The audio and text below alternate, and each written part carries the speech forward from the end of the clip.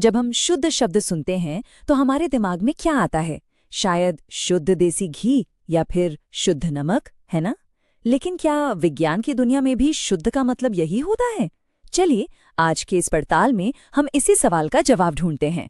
तो सवाल सीधा सा है और ये हमारी साइंस के किताबों से ही निकला है। क्या हमारे आसपास जो भी पदार्थ हैं वो सच में शुद्ध हैं? देखिए, हम बाजार में शुद्ध घी, शुद्ध दूध या शुद्ध नमक लिखे पैकेट रोज देखते हैं। आम भाषा में तो शुद्ध का मतलब होता है भाई इसमें कोई मिलावट नहीं है। लेकिन एक साइंटिस्ट के लिए, अरे उनके लिए तो कहानी पूरी तरह से अलग है। और बस यहीं से हमारी आज की बातचीत शुरू होती है। तो इस पूरी बात को समझने के लिए हम क्या क्या देखने वाले हैं? सबसे पहले तो शुद्ध का असली साइंटिफिक मतलब क्या है, फिर मैटर यानी पदार्थों को कैसे बांटा जाता है, मिश्रण क्या होते हैं, उनके भी कितने टाइप हैं, और आखिर में हम बात करेंगे सॉल्यूशन यानी विलयन की और उसकी कुछ खास प्रॉपर्टीज की। तो चलिए सबसे पहले ये समझते हैं कि जब कोई साइंटिस्ट प्योर या शुद्ध बोलता है तो उसका असल में मतलब क्या होता है। अच्छा, तो ये काफी मजेदार है। देखिए, साइंस के हिसाब से ना कोई भी चीज प्योर या शुद्ध तभी कहलाएगी जब उसके सारे कण मतलब सारे पार्टिकल्स केमिकल रूप से एक जैसे हों। इसका मतलब क्या हुआ? इसका मतलब ये हुआ कि जिसे हम बड़े चाव से प्योर मिल्क या शुद्ध दूध कहते हैं वो असल में पानी, फैट, प्रोटीन, इन सब चीजों का एक मिश्रण है। तो साइंटिफिक नजर से देखें तो ये प्योर है ही नहीं। अच्छा, तो अगर दूध प्योर नहीं है तो फिर सवाल उठता है कि चीजें होती कितने तरह की हैं।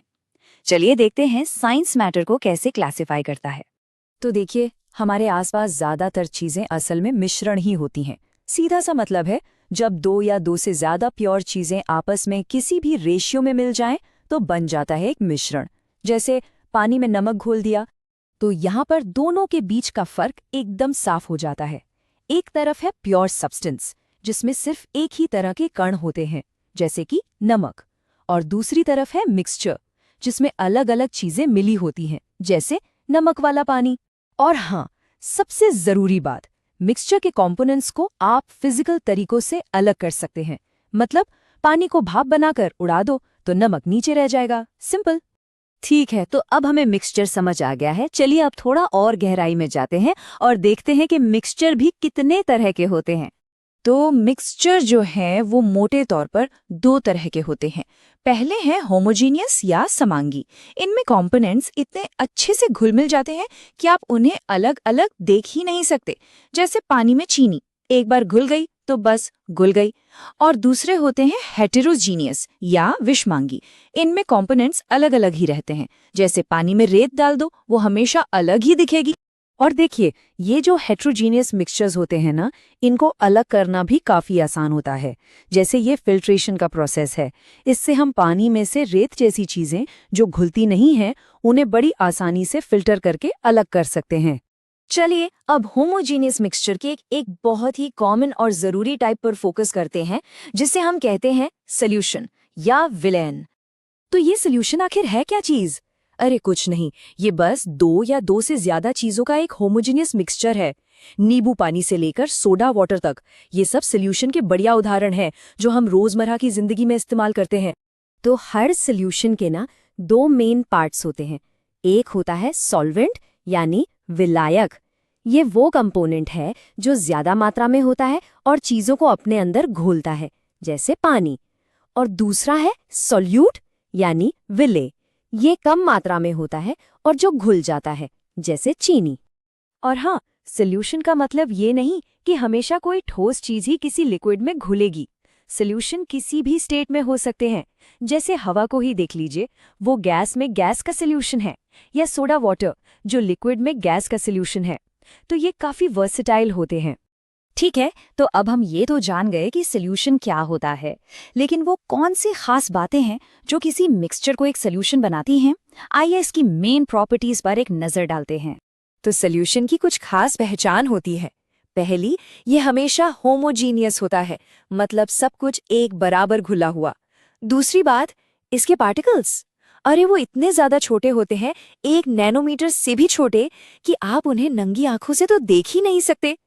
इसी वजह से अगर आप सॉल्यूशन से टॉर्च की लाइट पास करेंगे ना, तो वो लाइट को फैलाता नहीं, लाइट सीधी निकल जाती है। और क्या आप इसके घुले हुए पार्टिकल्स को छानकर अलग कर सकते हैं? जी नहीं, बिल्कुल नहीं। इसका सबसे बेहतरीन और हमारे सबसे करीब का उदाहरण है हवा। ये ऑक्सीजन, नाइट्रोजन और दूसरी गैसों का एक परफेक्ट होमोजीनियस मिक्सचर यानी सॉल्यूशन है। ये हमारे चारों तरफ है, लेकिन क्या हम इसके अलग अलग कंपोनेंट्स को देख पाते हैं? नहीं, ये एक आइडियल सॉल्यूशन है। तो आप जब हम साइंस के हिसाब से प्योर और मिक्सचर के बीच का फर्क समझ चुके हैं, तो जरा सोचिए, हमारे आसपास ऐसी और कौन-कौन सी चीजें हैं जो साइंटिफिकली तो इम्प्योर यानी मिश्रण है, लेकिन हमारी जिंदगी के लिए बहुत बहुत जरूरी हैं। इस पर जरूर सोचिएगा। कभी सोचकर देखा है कि अगर दो पाउडर लिए जाएं, मान लीजिए एक लोहे जैसा ग्रे और दूसरा हल्दी जैसा पीला, और उन्हें बस मिला दें तो क्या होगा? शायद ज्यादा कुछ नहीं। लेकिन क्या हो अगर उसी मिक्सचर को हम गर्म कर दें? आज हम एक ऐसे ही बहुत ही साधारण से दिखने वाले सवाल में छिपे एक जबरदस्त वैज्ञानिक राज से पर्दा उठाने वाले हैं। तो सवाल ये है कि क्या दो चीजों को सिर्फ मिला देना और उन्हें मिला के गर्म करना, क्या ये एक ही बात है? सुनने में तो लगता है कि हाँ शायद एक ही बात हो, है ना? लेकिन विज्ञान में आप जानते हैं अंदाजे से काम नहीं चलता। यहाँ चाहिए होता है सबूत, और सबूत के लिए हमें करना होगा एक एक्सपेरिमेंट। तो चलिए शुरू करते हैं। ओके, तो एक्सपेरिमेंट शुरू करने से ठीक पहले हमें कुछ बेसिक चीजें समझनी होंगी। ये हमें ये समझने में मदद करेंगी कि एक्सपेरिमेंट में हम जो देखेंगे वो आखिर हो क्यों रहा है। समझ लीजिए कि ये हमारे इस साइंस एडवेंचर का एक मैप है जो हमें रास्ता दिखाएगा। तो सबसे पहली और सबसे जरूरी चीज है एलिमेंट, यानी कि तत्व। इसे ऐसे समझिए जैसे नेचर के बेसिक कलर्स होते हैं, है ना? लाल, नीला, पीला। वैसे ही सोना, ऑक्सीजन या लोहा एलिमेंट्स हैं। आप चाहे कुछ भी कर लें, किसी भी केमिकल तरीके से आप सोने को या लोहे को और सिंपल चीजों में नहीं तोड़ सकते। नहीं, बिल्कुल नहीं। ये अपने आप में सबसे शुद्ध हैं।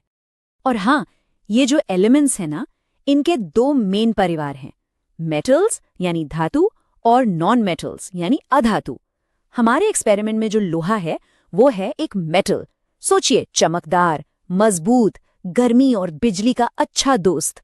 और दूसरी तरफ है सल्फर, जो एक नॉन मेटल है, थोड़ा भुरभुरा सा, और उसे गर्मी से कोई खास लेना देना नहीं है।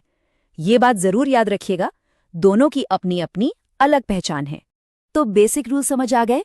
ग्रेट। तो अब वक्त है एक्शन का, हमारी मेन एक्सपेरिमेंट का, जहां हमारी पहेली सुलझेगी। अब असली मजा आएगा। चलिए देखते हैं कि जब ये दो बिल्कुल अलग अलग दुनिया के पाउडर्स आपस में मिलते हैं तो क्या कमाल होता है। तो हम क्या करने वाले हैं? देखिए, सबसे पहले हम लोहे और सल्फर को मिलाएंगे, फिर इसके दो हिस्से कर देंगे। एक हिस्से को, जिसे हम कहेंगे ग्रुप 1, बस ऐसे ही छोड़ देंगे, उसके साथ कुछ नहीं करेंगे। लेकिन जो दूसरा हिस्सा है ग्रुप 2, उसे हम आग पर तेज गरम करेंगे, इतना गरम कि वो लाल हो जाए। और फिर हम दोनों ग्रुप्स का एक टेस्ट लेंगे, पहले एक चुंबक से और फिर थोड़ा सा एसिड डालकर। रेडी है? चलिए देखते हैं। और अब द मोमेंट ऑफ ट्रूथ, नतीजों का वक्त। क्या लगता है, क्या दोनों ग्रुप्स अब भी एक जैसे होंगे या उस गर्मी ने कुछ जादू कर दिया है? चलिए पर्दा उठाते हैं। ये देखिए, रिजल्ट्स कितने शॉकिंग हैं। ग्रुप 1, जिसे हमने सिर्फ मिक्स किया था, उसके पास चुंबक ले जाने पर लोहा फौरन चिपक जाता है। मतलब लोहा अभी भी लोहा ही है, सिंपल। लेकिन ग्रुप 2 को देखिए, चुंबक का उस पर कोई असर ही नहीं हो रहा, कोई अट्रैक्शन नहीं। कहाँ गया लोहा? और फिर जब एसिड डाला तो ग्रुप 1 से तो एक नॉर्मल बिना रंग की गैस निकली, लेकिन ग्रुप 2 से उफ, सड़े हुए अंडे जैसी बदबू आई। ये तो साफ है कि ग्रुप 2 में अब कुछ बिल्कुल नया, कुछ अलग ही बन चुका है। तो इस सब का मतलब क्या हुआ? हमारा जो ग्रुप 1 था वो था एक मिश्रण यानी मिक्सचर। बस सोचिए जैसे सलाद होता है, टमाटर, खीरा सब साथ में है, लेकिन हैं तो अलग अलग ही, है ना? लेकिन ग्रुप 2, आग ने उसे बना दिया एक यौगिक यानी कंपाउंड। ये अब सलाद नहीं रहा, ये तो केक बन गया, एक ऐसी नई चीज जिसके गुण ना तो लोहे से मिलते हैं ना ही सल्फर से, बिल्कुल अलग। तो हमने मिक्सचर और कंपाउंड का राज तो सॉल्व कर लिया, बहुत बढ़िया। पर ये साइंस की बड़ी दुनिया में कहाँ फिट होते हैं? चलिए अब थोड़ा सा जूम आउट करके देखते हैं कि ये सब आखिर साइंस की बिग पिक्चर में कहाँ फिट होता है। देखिए, इस दुनिया में जितना भी पदार्थ है, मतलब हर वो चीज जिसका कोई वजन है और जो जगह घेरती है, उसे हम बेसिकली दो बड़े ग्रुप्स में बांट सकते हैं, शुद्ध पदार्थ और मिश्रण।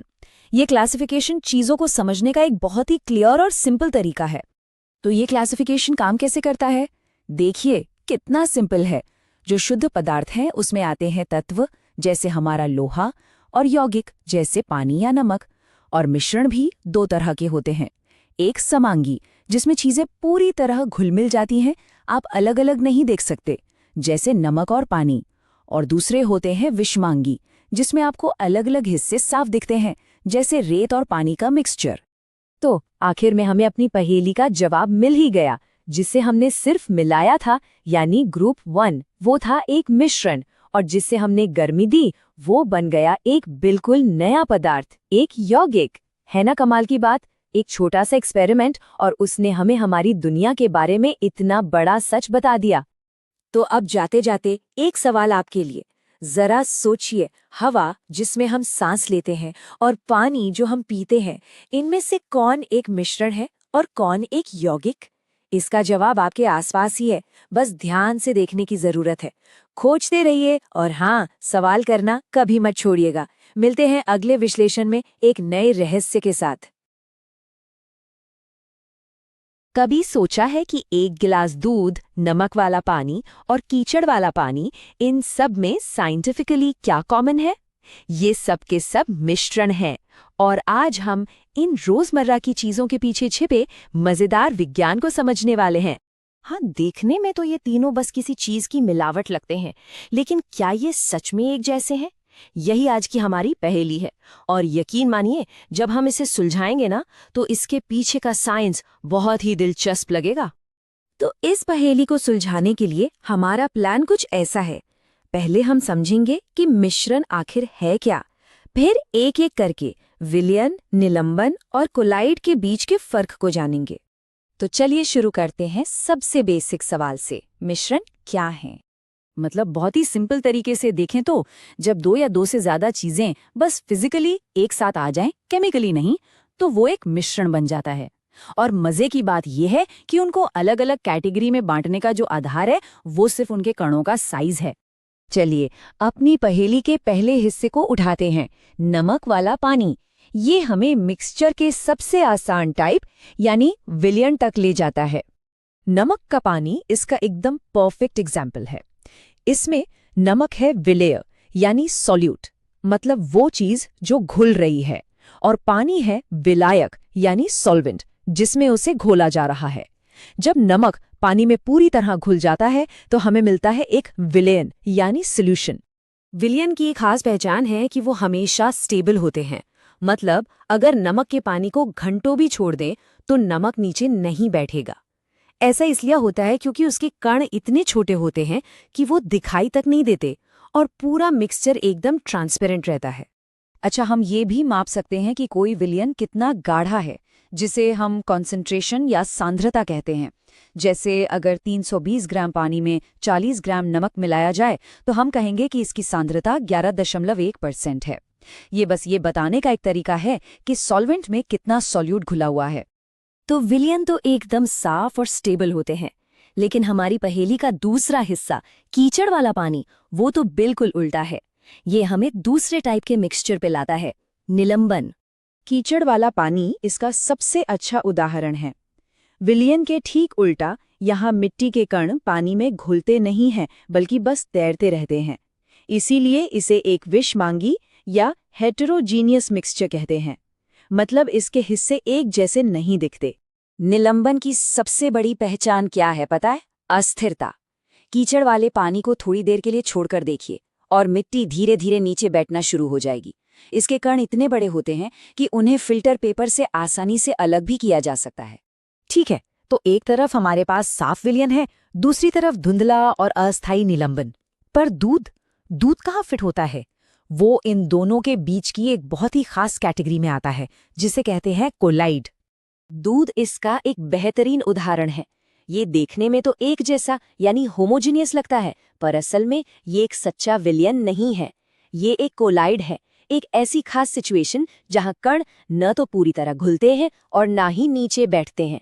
कोलाइड को समझने के लिए सोचिए कि इसके दो हिस्से हैं, परिक्षिप्त प्रावस्था या डिस्पर्स्ड फेज, यानी वो छोटे छोटे कण जो फैले हुए हैं, और परिक्षेपण माध्यम या डिस्पर्सिंग मीडियम, यानी वो चीज जिसमें ये कण तैर रहे हैं। दूध में फैट के छोटे छोटे कण डिस्पर्स्ड फेज हैं और पानी डिस्पर्सिंग मीडियम है। अब ये एक मजेदार सवाल है ना, कि एक तरफ नमक का पानी शीशे जैसा साफ है और दूसरी तरफ दूध धुंधला है। इसका जवाब कोलाइड की एक बहुत ही खास पहचान में छिपा है। इसका जवाब है टिंडल इफेक्ट। जरा यहाँ देखिए, जब लाइट की बीम एक विलयन से गुजरती है तो उसका रास्ता दिखाई नहीं देता, लेकिन जब वही बीम एक कोलॉइड से गुजरती है तो उसके कण लाइट को बिखेर देते हैं और लाइट का रास्ता एकदम साफ दिखाई देने लगता है। यही वजह है कि दूध हमें धुंधला दिखता है। और ये सिर्फ लैब की चीज नहीं है। असल दुनिया में जब घने जंगल में पेड़ों के बीच से सूरज की रोशनी छनकर आती है तो हवा में मौजूद धूल और धुंध के कण उसे बिखेर देते हैं और हमें वो शानदार लाइट की किरणें साफ दिखाई देती हैं। ये भी टिंडल इफेक्ट ही है। और कोलाइड सिर्फ दूध तक ही सीमित नहीं है। अरे, ये तो हमारी पूरी दुनिया में भरे पड़े हैं। कोहरा एक एरोसोल है, शेविंग क्रीम एक फोम है और पनीर एक जेल है। ये टेबल दिखाती है कि कोलाइड हमारे चारों ओर है, बस हम उन्हें इस नाम से नहीं जानते। तो अब हमने तीनों को अलग अलग समझ लिया है। चलिए अब इन सब को एक साथ रखते हैं और अपनी शुरुआती पहेली को हमेशा के लिए हल कर ही डालते हैं। ये टेबल सारे अंतर एकदम साफ कर देती है। एक तरफ है विलयन, जिसके कण सबसे छोटे हैं, जो स्थिर और पारदर्शी है। दूसरी तरफ है निलंबन, जिसके कण सबसे बड़े हैं, जो अस्थायी और अपारदर्शी है। और इन दोनों के ठीक बीच में है हमारा कोलॉइड, जिसके कणों का साइज बीच का है, जो स्थिर तो है लेकिन टिंडल इफेक्ट दिखाता है। तो बस यही हमारी पहेली का जवाब मिल गया। नमक का पानी एक विलयन है, दूध एक कोलॉइड है और कीचड़ वाला पानी एक निलंबन है। और इन सब के बीच का जो सबसे बड़ा, जो असली अंतर है, वो है इनके कणों का आकार। यही एक अकेली प्रॉपर्टी बाकी सब कुछ तय करती है। तो अब अपनी दुनिया को एक नई नजर से देखिए। अपनी कॉफी, मेयोनीज या हवा में उड़ती धूल। सोचिए कि कौन सा विलयन है, कौन सा कोलाइड और कौन सा निलंबन। अब विज्ञान की इस मजेदार पहेली को खुद सुलझाया जा सकता है।